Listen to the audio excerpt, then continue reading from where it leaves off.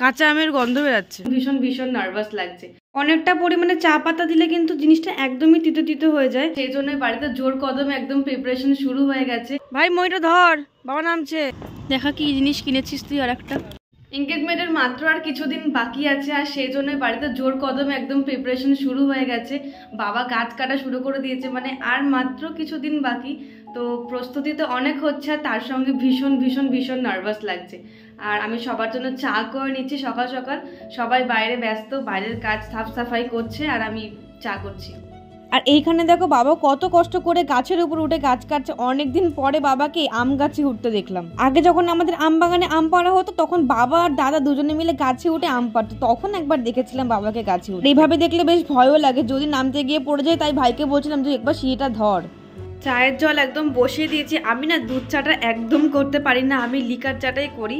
আর এই আদা দিয়ে লিকার চাটা খেতে বেশ অনেকটাই ভালো লাগে। আর আমি কিন্তু চিনি ছাড়াই একদম চা করি, আর আমি চিনি ছাড়া চা খাই, বাড়িতে সবাইকে তেমনটাই অভ্যাস করিয়ে দিয়েছি।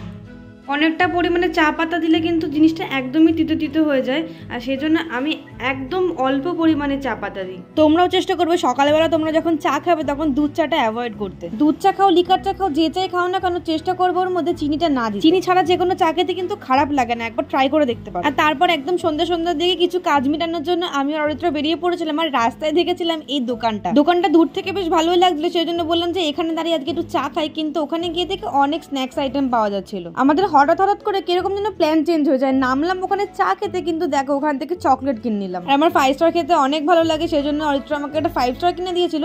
আর একটা নতুন ধরনের চকলেট পেয়েছিলাম ওখানে, হার্শিজের 10 টাকা করে। বেশ ভালো খেতে ছিল কিন্তু চকলেটটা। কিন্তু যত চকলেটই মার্কেটে আসুক না কেন, 5 স্টার কিন্তু আমার অল টাইম ফেভারিট।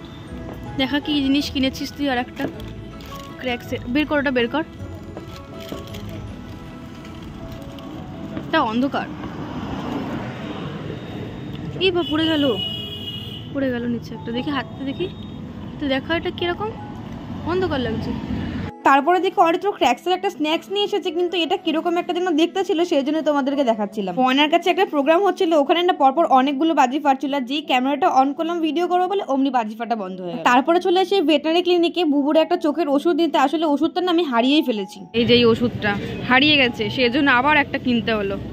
বাইরে যতই খাবো না করি, তাও আমাদের বাইরে টুকটাক করে মাঝে মাঝে সেই খাওয়া হয়েই যায় কোনো না কোনো। আমি সেই হার্শিজের চকলেটটা ট্রাই করে নিচ্ছিলাম, আর তর্স হইলো না আমার। কি খাচ্ছিস ভাবি?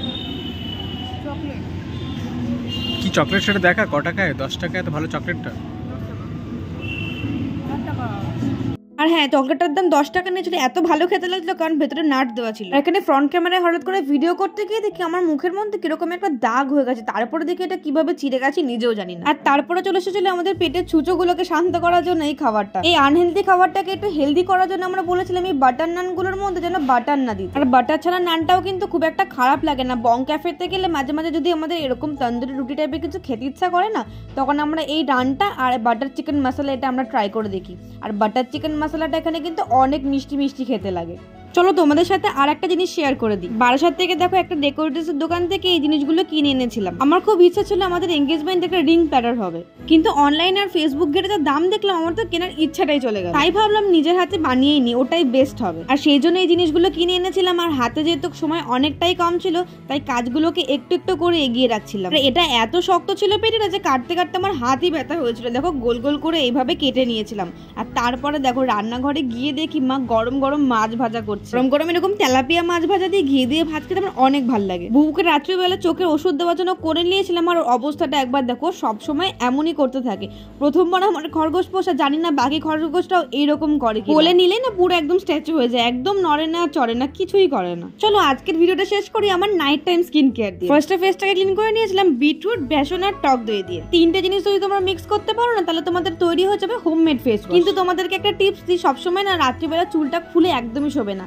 যেমন পারবে তেমন ভাবে চুলটাকে একবার বিনুনি করে নাও। আর এমনিতেও যা ওয়েদার, যে আমাদের লাইফস্টাইল, আমাদের মাথাতে একটাও চুল থাকতে চায় না। তাছাড়াও যদি আমরা এভাবে বেনি না করে শুই, তাহলে বালিশে ঘষা লেগে লেগে না সব চুল একেবারে উঠে যাবে। সবসময় যে সিরামটা ইউজ করে নাইট টাইমের জন্য, সেই সিরামটাই প্রথমে ইউজ করে নিলাম। এই সিরামটা আমি 1 পাম্প থেকে 2 পাম্প, এর থেকে বেশি ব্যবহার করি না। আর এই সিরামের বদলে তোমরা অন্য যে কোনো সিরাম তোমাদের স্কিন টাইপ অনুযায়ী তোমরা ব্যবহার করতে পারো। আর তারপরে ইউজ করে নিয়েছিলাম এই ময়েশ্চারাইজার। এই সিরামটাকে লক করে রাখার জন্য ময়েশ্চারাইজারটা স্কিনের জন্য অনেকটা ইম্পর্টেন্ট। ময়েশ্চারাইজার বলো বা যে কোনো ক্রিম বলো লাগানোর একটা নির্দিষ্ট নিয়ম থাকে, এরকম স্কিনে ড্যাব ড্যাব করে তারপরে সেটাকে ভালো করে হালকা হাতে ম্যাসাজ করবে। আমাদের ফেসের স্কিন যেহেতু অনেকটাই নরম হয় আমাদের অন্য হাতের বা পায়ের স্কিনের তুলনায়, তো এটাকে জেনারেল ভাবে ম্যাসাজ করাটাই সব থেকে ভালো। লাস্টে তোমাদের যে ড্যাব ড্যাব স্টেপটা দেখাচ্ছি, এটা যে কোনো ফেস ম্যাসাজ করার পরে একদম লাস্টে তোমরা অ্যাপ্লাই করতে পারো। যেগুলো আমরা ফেসে ইউজ করছি সেগুলো তো আমাদের লিপে যাচ্ছেও, কিন্তু লিপটা যেহেতু স্কিনের মানে ফেসের স্কিনের থেকে আরো বেশি নরম হয়, সেই জন্য লিপ কেয়ারটা আলাদাভাবে করাটাও খুব ইম্পর্টেন্ট। সেই জন্য আমি লিপ বামটা প্রপার ভাবে ইউজ করি প্রতিদিন রাত্রিবেলা। আর এখানে দেখো নাইট টাইম স্কিন কেয়ারটা আমার একদম কমপ্লিট হয়ে গেছে। আর আগের ফেসটা কতটা ডাল আর ড্রাই লাগছিল, কিন্তু স্কিন কেয়ারটা করার পর সেটা একদমই লাগছে না। তো ভিডিওটা যদি আজকে তোমাদের ভালো লেগে থাকে তাহলে অবশ্যই একটা লাইক করে চ্যানেলটাকে সাবস্ক্রাইব করে দিও। টাটা।